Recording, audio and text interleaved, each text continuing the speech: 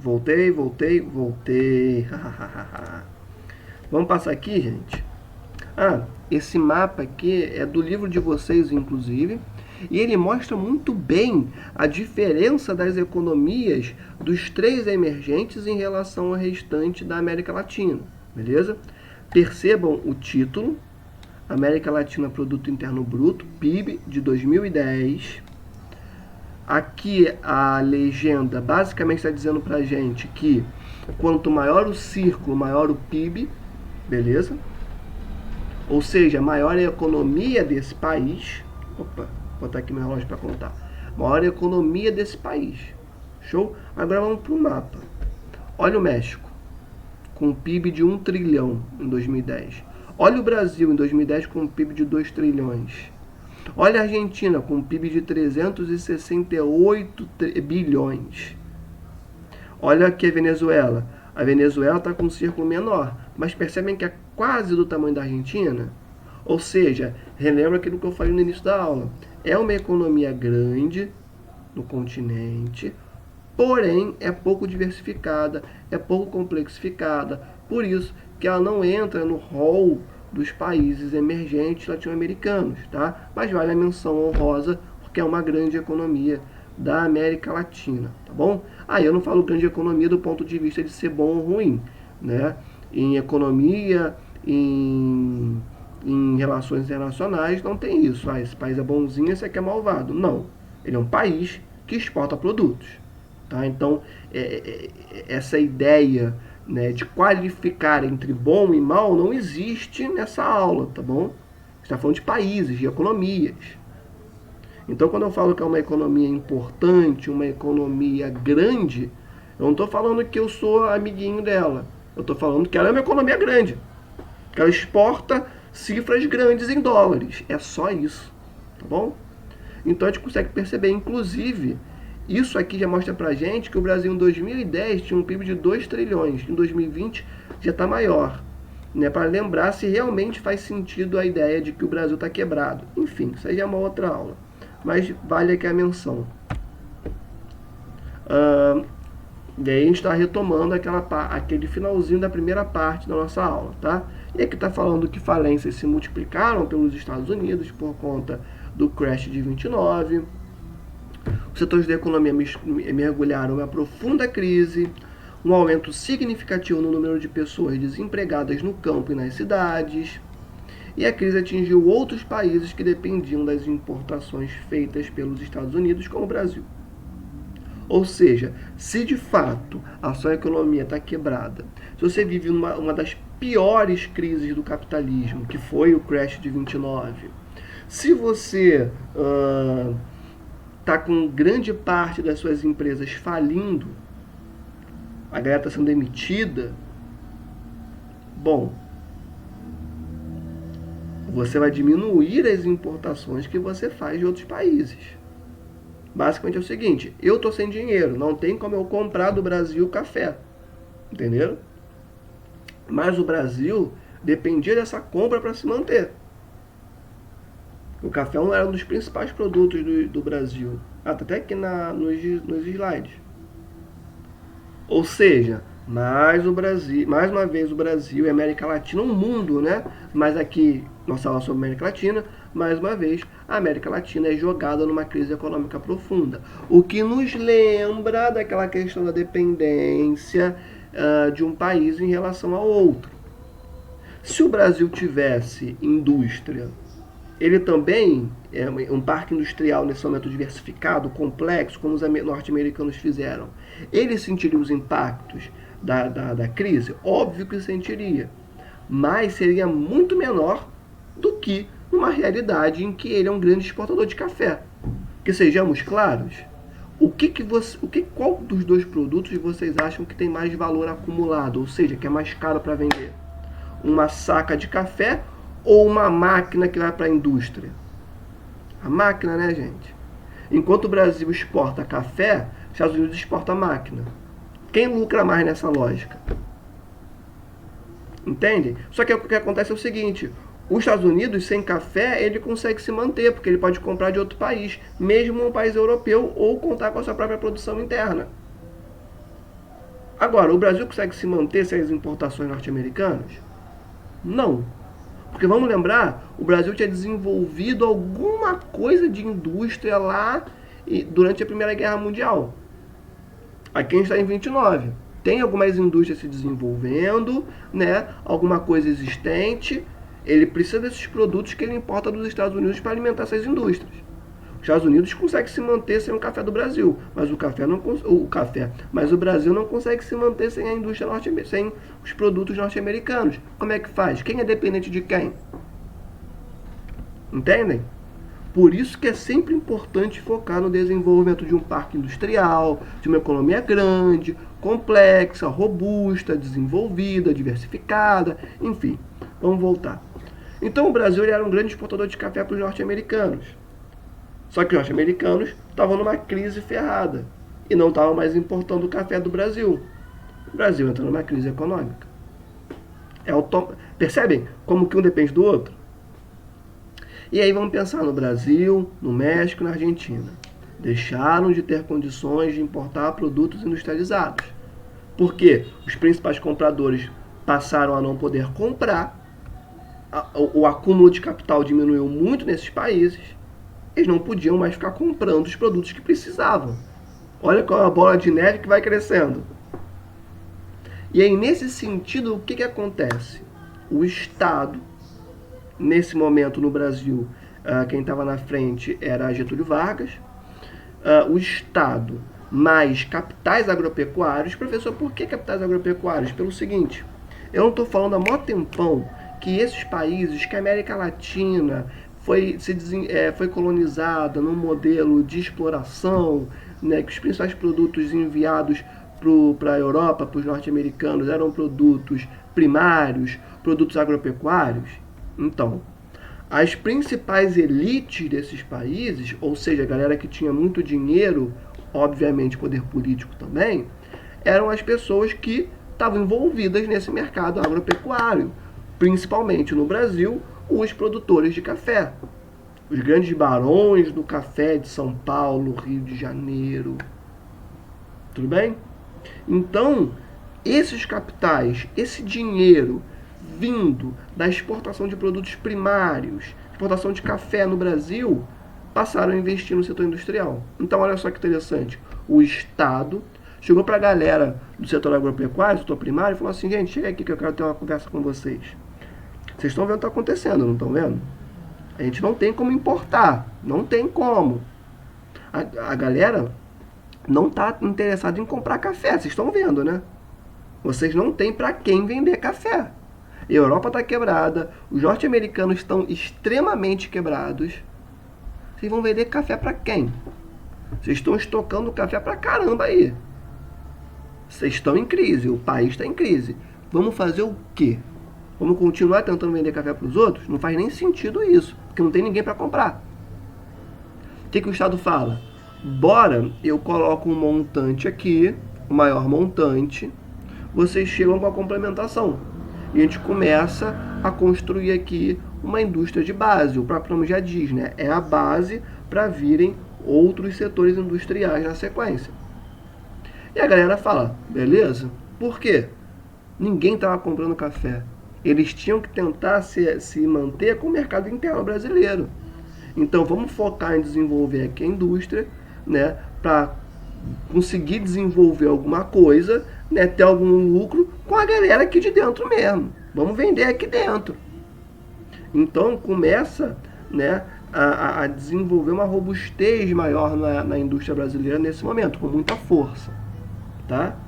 Até na intenção de diminuir essa dependência. Porque o que eles perceberam foi o seguinte, cara, os outros entram em crise e eu automaticamente estou em crise também, porque eu não tenho para quem vender. Mas se eu tivesse uma indústria, um parque industrial bacana, eu sentiria o impacto, mas seria muito menor. Porque, pensem comigo, você tem só a exportação do café. Café. E aí esse produto passa a ser comprado, você não tem mais o que comercializar.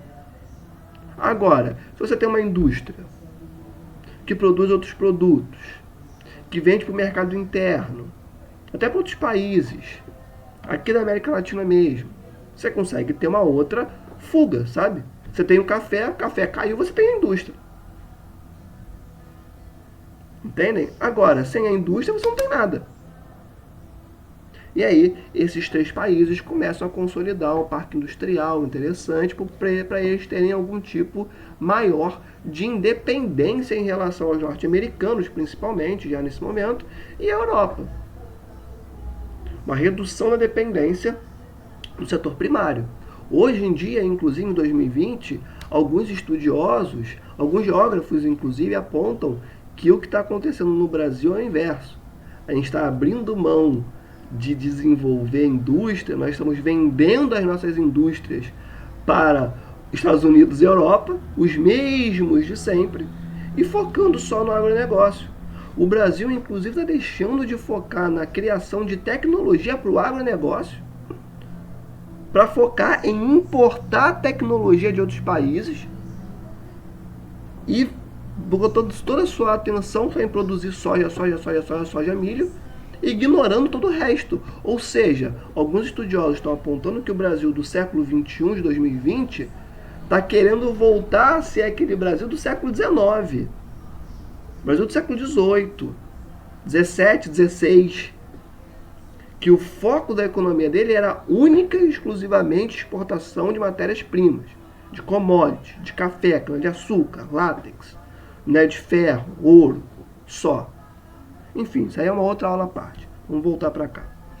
Então, nesse cenário, o Estado mais a burguesia agropecuária juntos começam a desenvolver um parque industrial robusto nesses países. E volta novamente aquele termo, amigo nosso, que a gente já falou antes, que é a substituição de importações.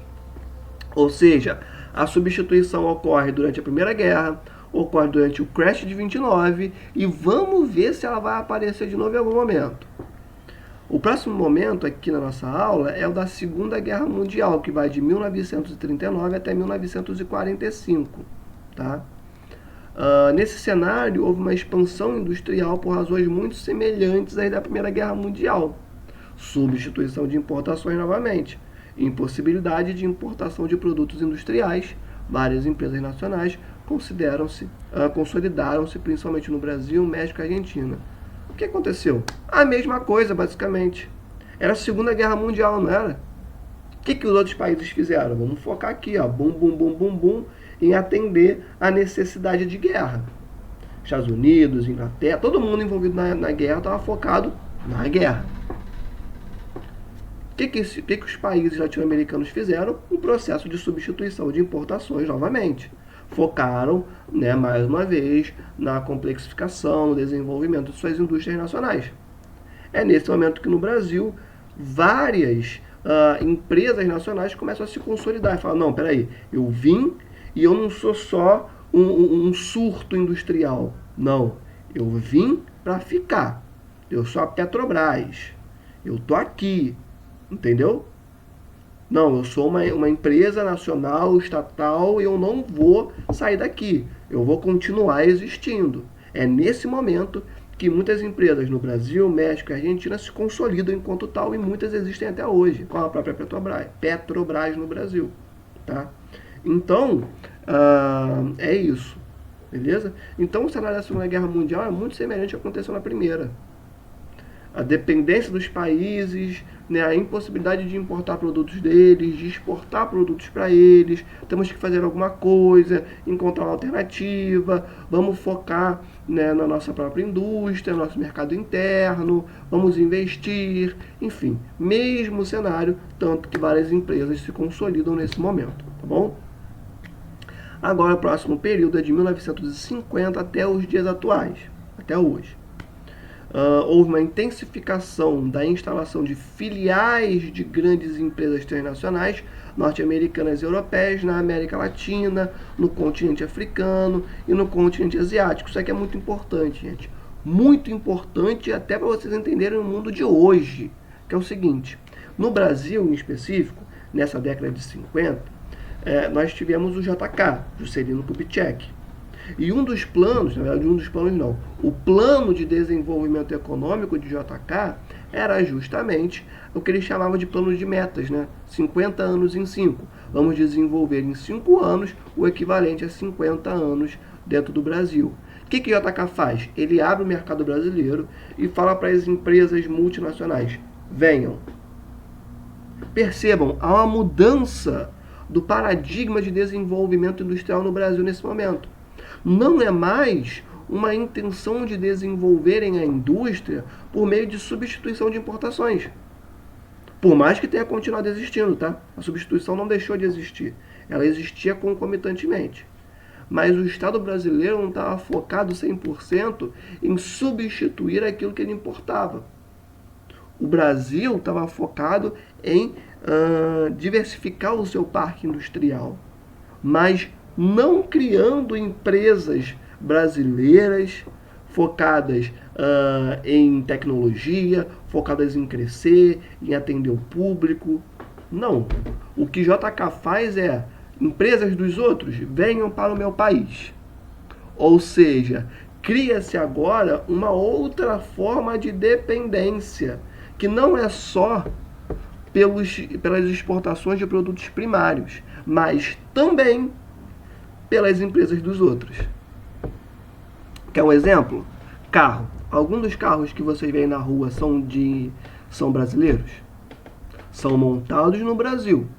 Por isso que até vem escrito, né? Produção brasileira, indústria brasileira. A montagem é brasileira. Porém, a Ford, por exemplo, é uma empresa brasileira? Não, não é. Não é. É norte-americana. Perfeito? Se a Ford vira e fala assim: não vou lá produzir carro no Brasil, não. Não cansei. Da onde vêm os carros? Ah, professor, tem outras empresas, tem a Nissan. Tá, não tô falando que... Não vou mencionar outras empresas agora. Vamos focar na Ford. Vamos fingir que só tem carro da Ford no Brasil hoje em dia. E a Ford vira e fala: não vou produzir mais carro no Brasil, não. O que acontece com o Brasil? Fica sem carro. E outra coisa, com esse processo ocorre uma outra configuração, que é o seguinte: a Ford veio, não veio? Instalou suas indústrias, beleza. Quem vai empregar a mão de obra? A Ford. Ou seja, o mercado de trabalho começa a gerar em torno dessas empresas também. E aí elas têm mais poder político para virar para o Estado e falar assim: Estado, eu não quero pagar tantos impostos. Estado, eu não estou nem aí para o meio ambiente. Eu quero uma legislação ambiental mais frágil. Estado, eu não estou nem aí para a aposentadoria. Estado, essa legislação trabalhista de vocês não é muito legal, porque eu tenho que pagar um monte de coisa para o trabalhador e ele tem que trabalhar só 8 horas por dia e não gosto muito. Entendem? Então você começa a dar muito poder político para essas empresas, além do que, imaginem só, é uma forma total de dominação. Hoje no Brasil, por exemplo, a maior parte das pessoas empregadas estão dependentes do setor privado. É uma configuração que já existia anteriormente, não tem só a relação com isso, mas começa a se complexificar, a aumentar nesse momento. Beleza? Então, o que esses 3 países principais, né, México, Brasil e Argentina, os emergentes latino-americanos, começam a fazer nesse momento é abrir os seus mercados para indústrias de outros países irem para os seus territórios e se instalarem. E estão até hoje. E legal, né? É interessante porque você diversifica o parque industrial, o Brasil começa a exportar mais produtos, né? Ele exporta carros, né? A maior parte do lucro vai para o país de origem, mais uma partezinha fica aqui. Então o Brasil começa a diversificar seu parque industrial, legal. Mas as empresas que já estavam aqui dentro, o que acontece com elas? Nesse momento, o Brasil tinha indústria de produção de carros. Era FNM, se não me engano, Fábrica Nacional de Montagem de Carros, alguma coisa assim. Fábrica Nacional de Montagem, alguma coisa assim. Que começou montando alguns motores, depois passou a fabricar carros. No livro de vocês, inclusive, tem uma foto muito interessante de um desfile, né, com os carros produzidos por essa indústria nacional. O Brasil já foi um produtor de carros e produzia esses carros, dentre tantos motivos, por conta desses períodos que vieram se acumulando. Primeira Guerra Mundial, crise de 29, né, depois veio a Segunda Guerra. O Brasil começou a ter um conhecimento, uma complexificação da sua economia e começou a produzir produtos diversificados, produtos de alto valor agregado aqui dentro. Só que é o seguinte, o Brasil tinha quanto tempo de indústria? E aí quando eu falo Brasil, vocês podem pensar em México e Argentina também, não tem problema. Pouquíssimo tempo, né? A gente começou a falar lá em 1914. A gente está agora em 1950, década de 50, por aí. A Europa já estava produzindo, já tinha produção industrial desde 1750. Os Estados Unidos se desenvolveu depois, mas já estava com a produção gigantesca. Já tinha um conhecimento industrial muito grande. Com o final da guerra, com a estabilização das economias, e nesse momento aqui de 1950, com esses países falando para as empresas multinacionais venham, elas vão. E chegam com as suas empresas de anos e anos e anos e anos e anos e anos de experiência. Ou seja, seus produtos tinham muito mais qualidade. E esses países, para atraírem essas empresas, eles abaixam impostos, eles abaixam várias coisas sobre os produtos que eram trazidos. O que significava? Significava que o preço desses produtos ou eram muito parecidos, ou das empresas multinacionais eram um pouquinho superior, porém tinha uma qualidade melhor. Então o mercado interno latino-americano desses países preferia pagar um pouquinho mais para pegar uma coisa de maior qualidade. O que aconteceu com as empresas nacionais? Foram à falência. Sabe essa FNM? Se eu não me engano, era a FNM mesmo. Que era brasileira, produzia automóveis brasileiros, feitos por brasileiros, enfim. Ela foi à falência. Não existe mais. E as empresas que não foram à falência tiveram que se juntar a outras empresas. Eu até avancei um pouquinho o conteúdo, né? Mas, bom, o que aconteceu na América, aconteceu na África e aconteceu na Ásia. Essa competição foi muito grande, beleza? Vamos voltar para cá para o nosso slide. No início do período pós-guerra, visando o crescimento dos lucros e do poder econômico no contexto de globalização, tem esse ponto também muito importante, tá, gente? Que é o seguinte: a economia está se globalizando cada vez mais nesse momento. A gente fala de uma economia em rede, vai ganhar força mesmo da maneira como ela está hoje em dia, na década de 80, 90. Mas em 50, as multinacionais estão ampliando seus mercados para outros países. E num mundo que cada vez se globaliza, se internacionaliza cada vez mais, você estar nesses países e ser uma empresa quase que monopolizada, né? Você quase que monopoliza ou oligopoliza, né? Você e mais uma outra empresa dominam um mercado, é muito interessante. Percebem? Agora a economia está cada vez mais internacionalizada, globalizada. Eu preciso estar em alguns mercados. Se você estiver nesse mercado e tiver só uma, duas, três que seja competidoras, vocês se juntam, né, e determinam ali quais vão ser os rumos dos mercados desses países. E acabou. Entendem o poder que essas empresas têm? Então elas começam a migrar para ter cada vez mais somas de lucros. Porque você não está agora só lidando com o mercado norte-americano e europeu. Você está lidando com o mercado europeu, norte-americano, mercado africano, asiático, latino-americano. As suas margens de lucros vão para o céu. Tranquilo? E nesse momento os meios de comunicação tiveram uma importância muito grande. Com a abertura para outras empresas, né, a televisão chega com muita força no Brasil. A televisão, o rádio que já existia, os jornais, tem cada vez mais força. Força de propaganda, força de publicidade, para justamente influenciar os hábitos de consumo da população.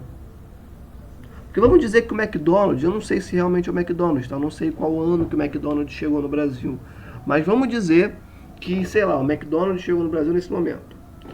Só que ninguém comia fast food, ninguém nem sabia o que era isso. Como é que as pessoas iam comer uma coisa que elas nem estavam acostumadas? Alguém tinha que estimular o desenvolvimento desse hábito de consumo. Quem foi que fez isso? Foi a mídia. Com propagandas nas televisões, nos rádios, não só, nesses veículos, outdoors, nas ruas.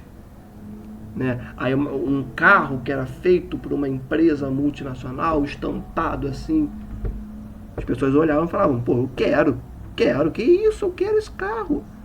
Que isso aí é comida de norte-americano? Pô, vou comer. Pô, badaladaço. Preço interessante, tá na moda, vou comer isso aí, que isso? Vou comer, tá chegando, é novo, vou comer. Cria-se um padrão de comportamento que seguimos até hoje em 2020. Então, que teve uma importância muito grande nesse momento para poder construir o hábito de consumo da população e fazer com que essas empresas garantissem suas margens de lucro estratosféricas, sem dúvida, foi a mídia com uma importância muito grande, tá bom? Eu vou parar agora, porque já passamos bem de 20 minutos, e aí eu volto na década de 90, tá bom, gente? Então, até daqui a pouco.